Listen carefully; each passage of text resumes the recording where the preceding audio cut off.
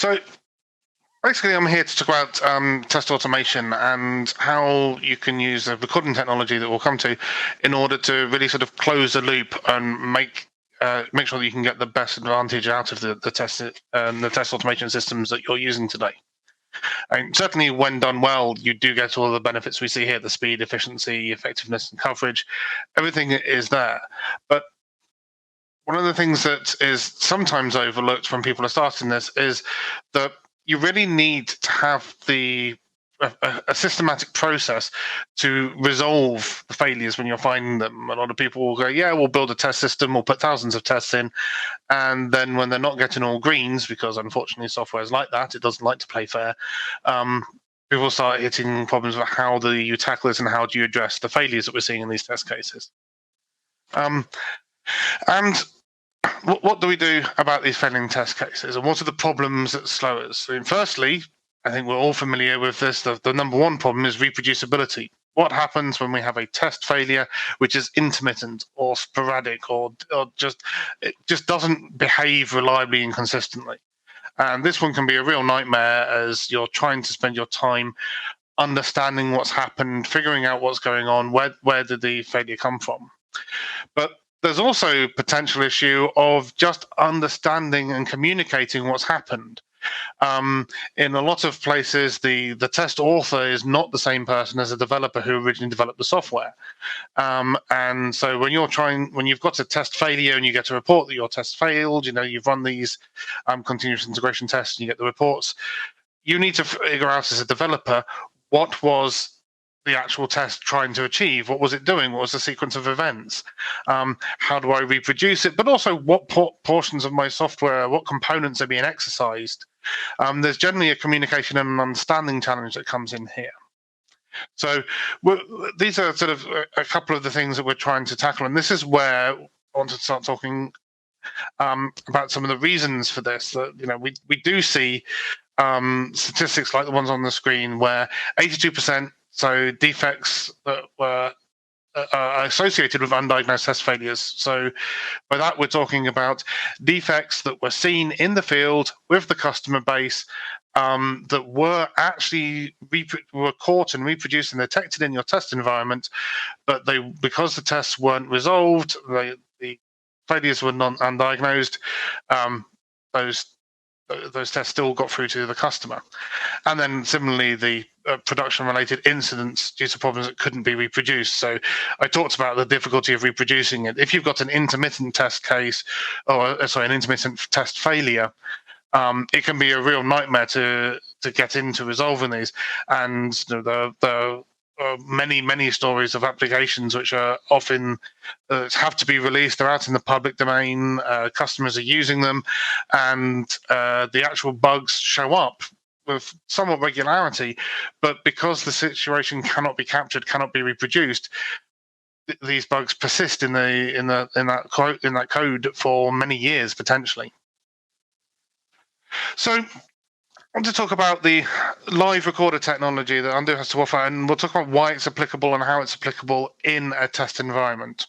I just want to give you an overview. We're going to talk about live recorder itself, which is the sort of left-hand side, the capture part of this, where we are able to record applications as they're running. We capture all of the state. We basically get a 100% reproducer of the application as it ran. So what was recorded is then able to be replayed deterministically on your debug machine with the developer's hands through a debugger interface that allows you to see everything that happened. So this basically allows you to firstly capture a failure. So if you've got an intermittent failure, once you've got the recording, when you're replaying that recording, it's deterministic, reproducible.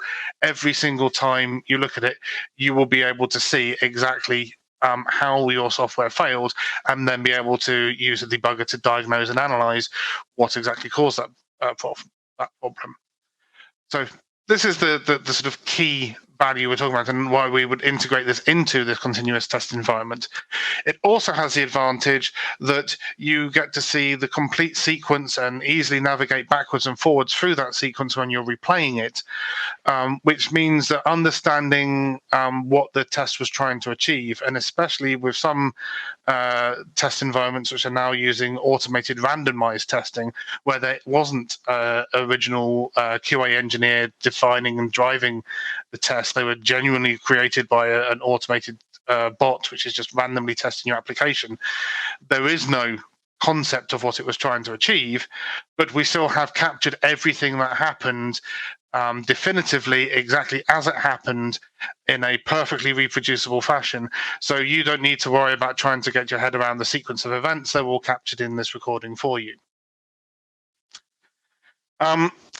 Once we have this recording, this dramatically accelerates the debugging process. And as I say, we will look at debugging in an example shortly. But the main goal, or the main sort of benefit, really is this shrinking in time to see what actually happened.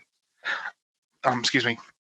When you use sort of traditional debugging methods, you often end up in a sort of iterative debugging loop, coming up with hypotheses of what could be the root cause, where did my issue come from, and then figuring out ways to test that, whether that's looking through the core dumps, adding debug printfs, extra information, etc. All of that is about trying to understand what happened. Whereas with the recording, we have the perfect golden reference of exactly what happened that we can rewind backwards and forwards in order to analyze and see exactly what was the root cause of the problem by chasing back these issues. I see there's a question coming in. We'll answer that in just in a second. So with this replay capability, with having this scrubbable recording that you can scrub backwards and forwards and see exactly what happened, you can come up with a hypothesis and then go look, and if it was the wrong thing, you can never mind, go back to where you were. You don't have the inherently complex, astable, difficult to reproduce challenge of providing all of the necessary stimulus to your application to get it to fail again. You get to just robustly replay this recording and see exactly what happened and jump around in it and just do speculative jumps to other parts of your application just to see what happened in ways that perhaps you wouldn't do when you're trying to debug something with a live debugger connected to your application, just because every time you try something, you've got to then stop and start again from scratch. It can be much more painful in that scenario. So next, I'm going to go on to the demo, but just before, I see a question did come in. How much slower does this make the CI? We'll look at it in this demo. There are various ways of integrating it. Fundamentally, you're right, there will be a slowdown for the recording, and the slowdown is non-trivial. It depends enormously on your application, how many threads you've got, how much data you're shifting through, and I will talk in more detail about it later.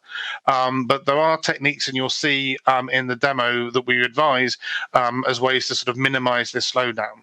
So hopefully I'll address some of those topics during as I run through this sort of Jenkins demo. And then afterwards, I can maybe go into a bit more detail on some of the technical details and issues behind it. And I'll address any questions you have diving into that time. So firstly, let's open up my web browser.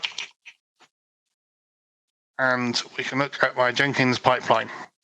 So this is a very typical Jenkins CI/CD pipeline. I've just launched it now because I'm feeling extremely lucky to actually run the demo live. And here we have the pipeline, and I'm just going to talk you through what's happening. It's fairly standard. We'll check out the code, build the code, run the tests on the code, and then we have an additional step here for recording failures, which we would have bypassed if there were none. And then because there were issues and failures, we bypassed the release step. And if I expand the details here in the test stage, we can see this is a very simplified noddy example where we have a couple of tests passing and then we have 3 tests failing. So we're going to go into the record failure step and actually record the failure. My webcam seems to be glitching. I'm sorry about that, but it looks, at least to me, as if the screen share is coming through, which is probably where you want to focus anyway.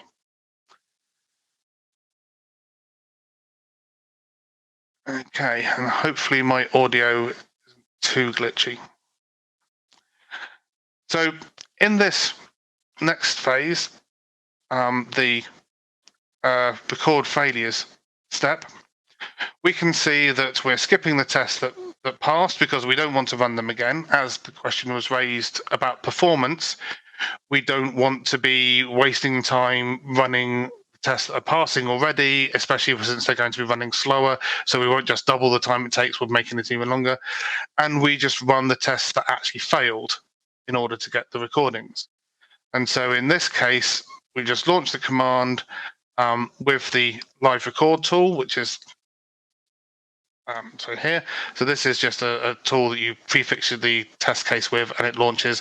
But this can also connect to an existing PID or various other ways of recording the test, including integrating a library into your application that will that you can then programmatically turn recording on and off.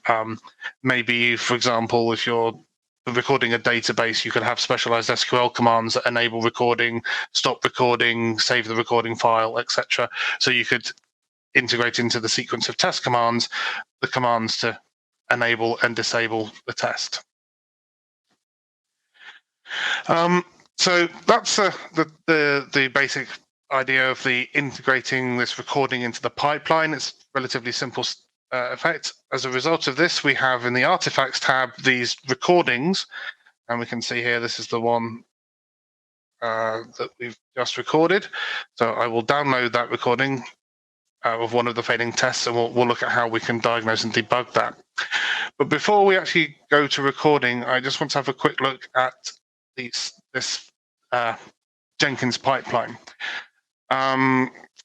So here we have a sporadic test environment. This is for your intermittently failing tests, so your test cases that need either more time or just basically need to be left running until they fail. So instead of doing the tests sequentially, as we saw in the previous pipeline, here we're able to fork the pipeline and basically dedicate nodes, VMs, machines, whatever is necessary for your application, to just keep repeatedly running the application until the test fails. And then once that test fails, again, we get the artifacts in the recording log. So this is a way to tackle, as I say, those random sporadic test cases, basically burning CPU cycles, which are comparatively cheap, happily work 24/7, and generally don't, object to being asked to work in that fashion, in order to get the recording of that failure. And then that recording can then be replayed.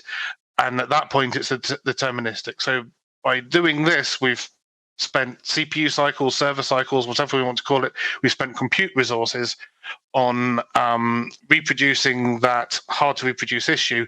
And then we have the recording that we can then do the debugging on without having to spend any actual engineering time. So our engineers aren't trying to reproduce this behavior multiple times in order to understand what's actually happening. So that can be a significant benefit in terms of tracking down these hard to reproduce tests, which is exactly what we're here to talk about, where we have these failures that aren't immediately obvious and that ultimately either get left in your test suite or sometimes even just get disabled because your boss is demanding an all green test suite and you can't get those all green test runs because you just can't solve or even diagnose and reproduce this one awkward issue. So before I move on to actually the debugging and how you would use these recordings, as another question's come in. Wait, you rerun tests that failed. What if it failed due to some global state? That's certainly an issue. If your test has failed due to some global state, then you would need to be restarting that test from scratch so that that global state wasn't persistent. This is going to depend on your application and your testing environment. But yes, you may even need to, in this example here, potentially have this build actually spawn an entirely new VM, launch your application and process everything from scratch without any persistent state from previous test runs. Certainly in the pipeline we saw here, the tests are just single commands, so they're launched from the command line. There's no persistent state in any of these examples that we maintained. If you did have persistent state, then your test environment would have to manage that. Okay. I think we can now move on to actually using these recordings. So if I go to Visual Studio Code, I have the source code of one of the examples and the test case that I just downloaded. So we have a plugin for Visual Studio Code which allows me to replay the recording, and I can do that by going to the Run Debug, selecting Replay a live recorded recording, and launching this. This will now ask me to choose a recording file, which I have here, so I can open that. And what we're doing now is we're loading this recording up. As I say, this plugin is actually currently in beta. I believe we have a fix which has just gone on to master today, which will stop this pop-up coming up. But that only happens when you start replaying the recording. But otherwise, this is a Visual Studio Code user interface, hopefully familiar to a number of you. We have additional buttons which we've added. So in addition to the continue, step over, step into, step out of buttons you might normally expect to see, we have reverse buttons. Because this is a recording, we can go forwards and backwards now. And this will be useful later. We also have the option to place bookmarks and save locations in your recording, so you can jump back to them at any point in time. Basically, allowing and enabling the access to the sorts of navigation features I was talking about earlier, at how this allows you to see what was going on in your example.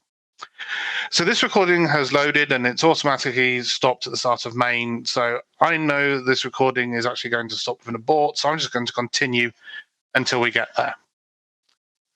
And here we have it's aborted. You can see we've thrown an error.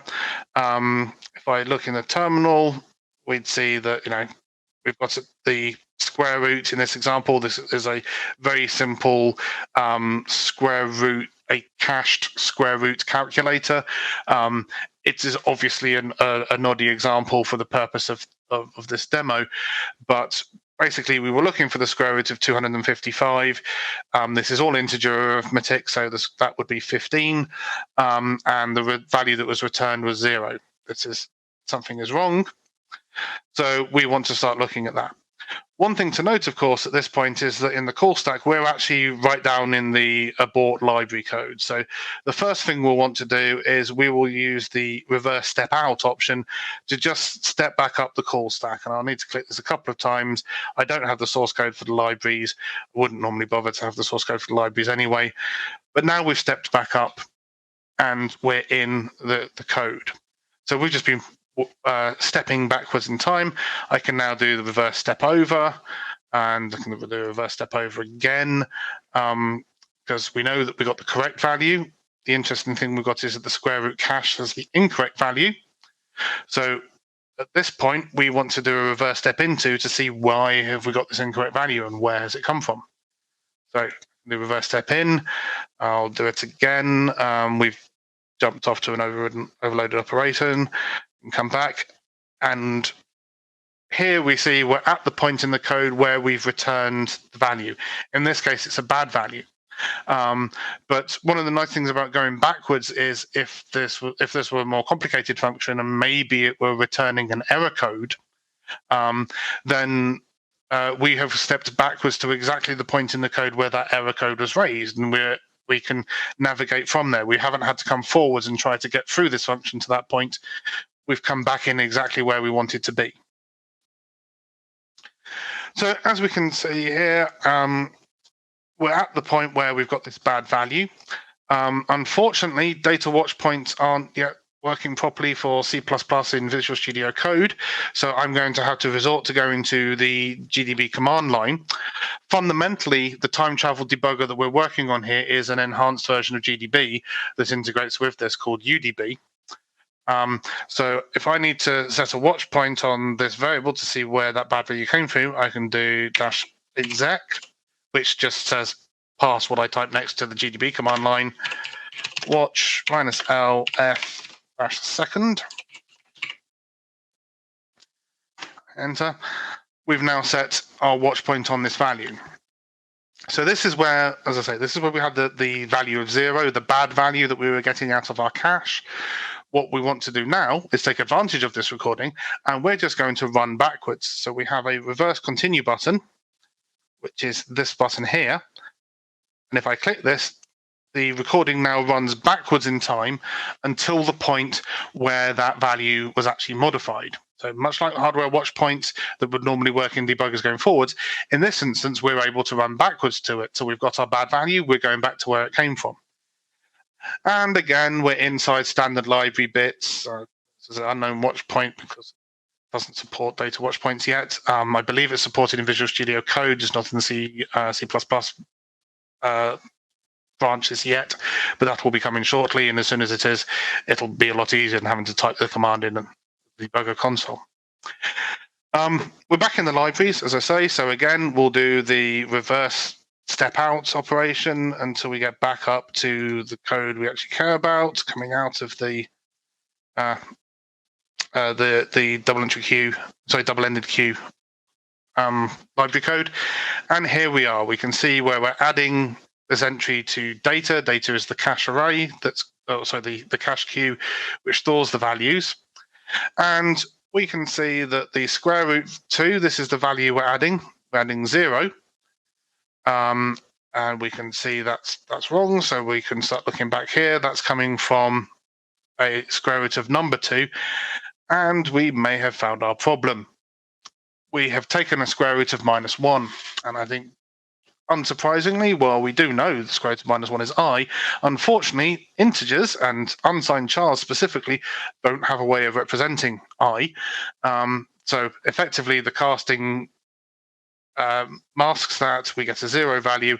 We've stored a bad value in here. And ultimately, we argued the root cause is because there's no range checking in this for loop. As you can see in this for loop from the comment, there was a cache miss. So let's find the correct result, and we'll populate a few entries either side of that, which is great until you find that the number that we're looking for, the square root of 0, is a legitimate value that can be passed here. And so we've got ourselves a range checking issue. We didn't account for the fact that we could be asking for the square root of -1. Hopefully, this has made sense to you when you can see the value here. Every single time I've stepped forwards or backwards, all of the variables have updated. This is very much like any other debugging experience where you've stopped at these breakpoints. The only advantage is that we can go backwards and forwards to get to them. If I make a mistake and go to the wrong place, or I forget to set a breakpoint, there's even an undo button in the middle, which I can click, which will undo whatever the last movement I did to take me back to where I was. So this allows for this very powerful debugging by following the effect back to cause, and ultimately following a chain of effects back to the root cause and getting that root cause analysis done. So what we've been able to do is download this recording from the Jenkins environment, replay it in the debugger, do the analysis and identify what's going on. And this can be very powerful, even if you're not familiar with your code, or even if you're not familiar with some of the components that the execution flow went through in your application, because it's a larger application. You can just follow the execution backwards in time, see where the values which are erroneous, odd, or unusual, or just not expected have actually come from, and ultimately track it back to that root cause and identify exactly what the problem is. And then obviously, hopefully, once you've got the full root cause analyzed, you can then figure out what the best way to fix that is and address that issue. That essentially is what the part of this I wanted to run through for the demo. If I go back to this browser and then present from here, I have just a couple more slides, just sort of summing up what we've seen. So in the sort of standard CI pipeline environment, you build, you run your tests, rerun the failing tests and get the artifacts out, and then take them onto another machine. This works fine. We have the sporadic test environment. This also, as I think I mentioned before, applies for randomized test environments where you're going to have random stimulus for your application. In this environment, again, you can just keep running tests, basically spending the CPU cycles, not really involving any engineering time until you have a recording, and the recording captures everything that happened up to the point that it went wrong. And then finally, in system integration testing, you can basically do the same testing, and this time you maybe accept the fact that you need to just run all of the test in the recording environment. We're talking about test automation. Maybe just a slide note that this recording technology and technique will also work in production use cases. Potentially, you could integrate the library in your application, and if your customer has a problem or your end user has a problem, you can just enable recording, capture recording, and then do the analysis on that recording, which saves a whole load of backwards and forwards on what did you exactly do, what happened, what went wrong, what was your environment. All of that is encapsulated in the recording, so you can see exactly how you got through the execution of your application to the point of failure and do this analysis. So that's what I wanted to present. Going to the questions that have been raised, I believe one question: which IDEs are supported? For C, C++ type workloads, we're integrated into Visual Studio Code. We have support for CLion as well. We also have users which are using us with Eclipse, Emacs, DDD, and a number of other IDEs. Ultimately, they're working based on the fact that the replay component is an enhanced version of GDB. So we have, well, officially supported are the ones I've mentioned, the Emacs, Eclipse, CLion, and Visual Studio Code. There are a number of unsupported non-officially supported IDEs that also just work out of the box because they integrate with GDB in that way. Another question: what platform? So another question that actually hasn't been raised because it's something I didn't think to mention. In terms of platforms, obviously the Jenkins environment running that's running in a Linux Docker container.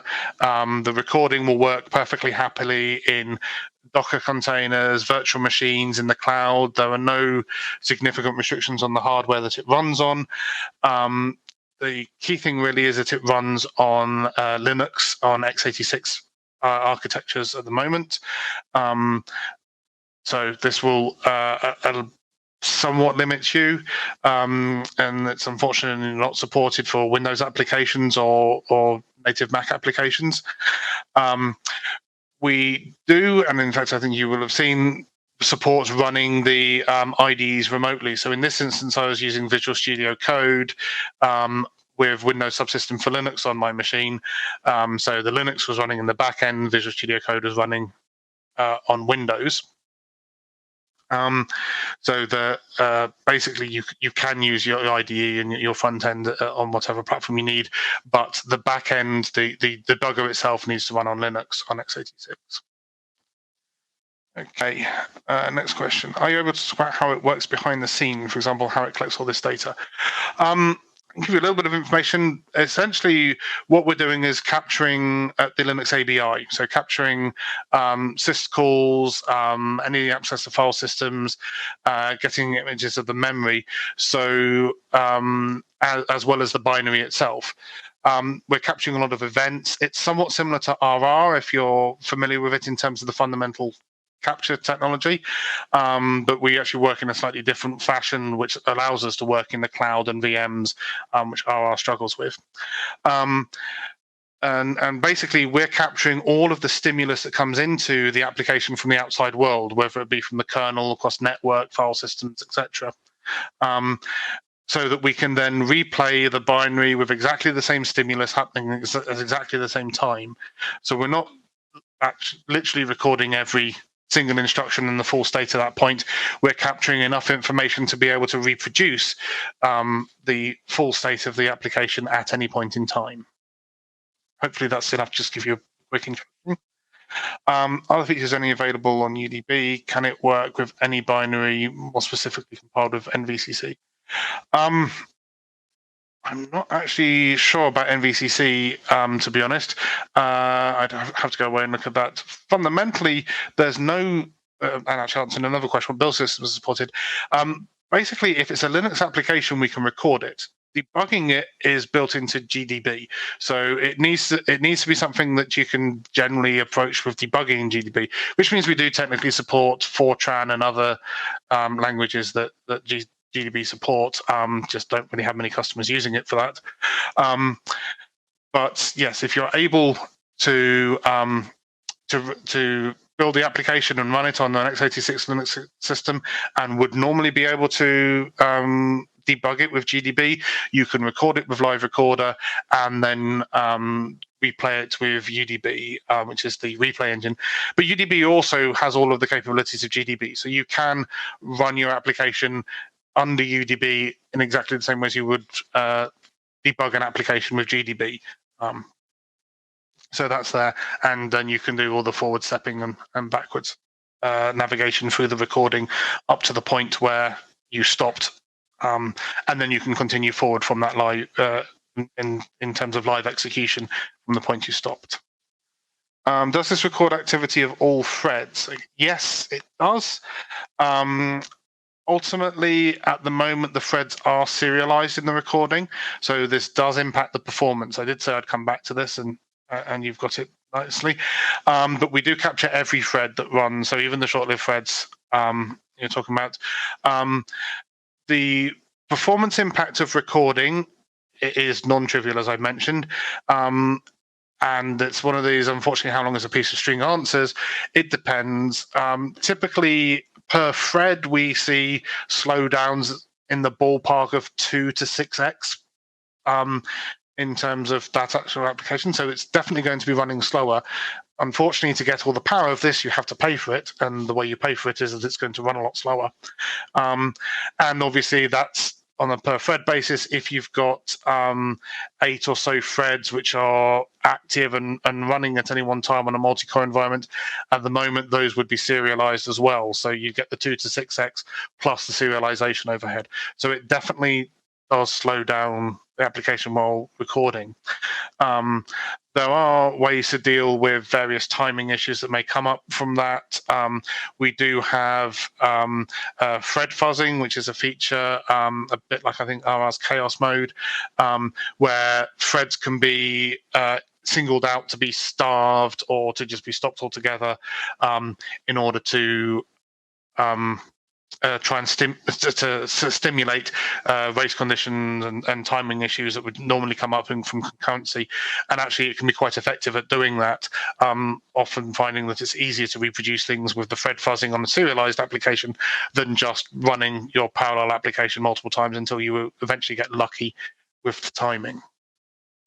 I think hopefully I've answered your questions, Anka. Maybe just the last one from Matthias, and then I think I'm running out of time, okay. So we just opt for a break. Yeah, we need to be a bit tight. Yeah, tough on time. In terms of licensing, the Live Record is a platform license. You can make as many recordings you want on as many systems as you want. That's basically license at a platform level. The UDB licensing for replaying and doing live debugging is a per-user license. And so in terms of the continuous integration platform, once you've bought the platform license, you can record as many test cases as you want. There's no additional cost for that. It's only when you're actually replaying the recordings, and that obviously would be based on the size of your team. That's the end of the questions. If you are interested in finding out more, we do have a free trial of just UDB. So that's the time travel debugging version of GDB that you'd be able to download the free trial from our website and have a look at it and have a go. And if you have any more questions, please feel free to reach out to me. I think my details are on this slide and should be readily available after this presentation. Thank you very much.